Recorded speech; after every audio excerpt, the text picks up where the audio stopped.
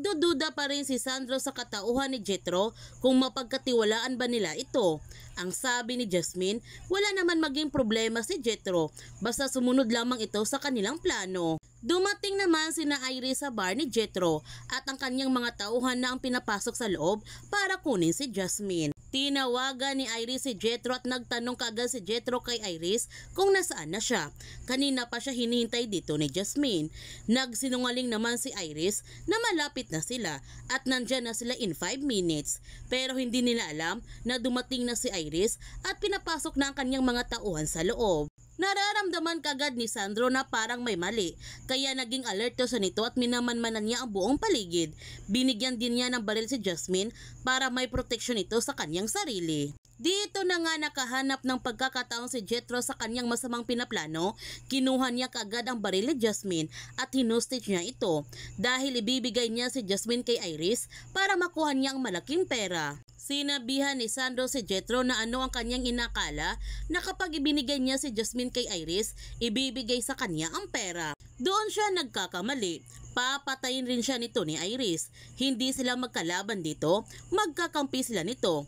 Nandito sila para tulungan siya. Nakita naman ni Jetro ang pagdating ng tauhan ni Iris, kaya sinabihan niya si Sandro at nabaril kaagad ni Sandro ang tauhan ni Iris. Dito na nga nagkaroon ng matinding barilan sa loob ng bar. Pinatay naman si Jetro sa tauhan ni Iris.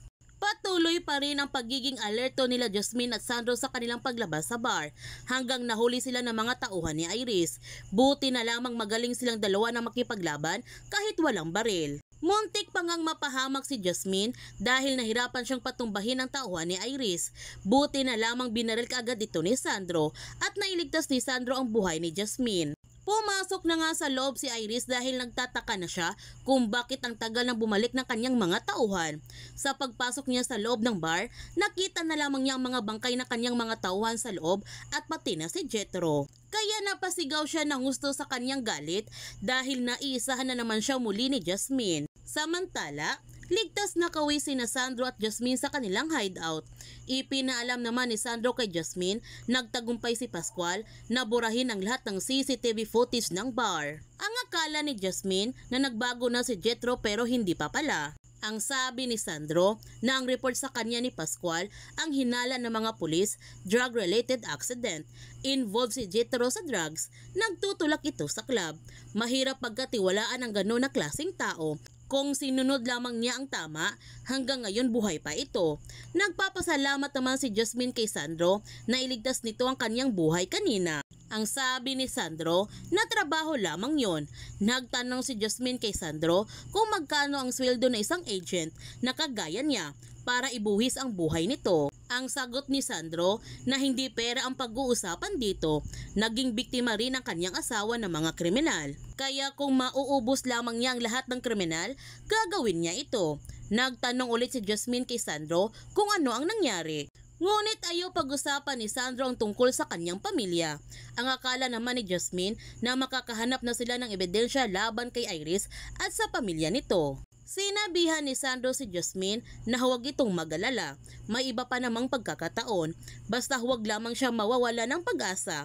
Hindi naman mawawala ng pag-asa si Jasmine, lalong-lalo na kumpara sa anak niya. Sa pag-uwi ni Jasmine sa bahay ni Aster, sinabihan siya ni Aster kung si Camila talaga ang kanyang anak, makukuha niya ito.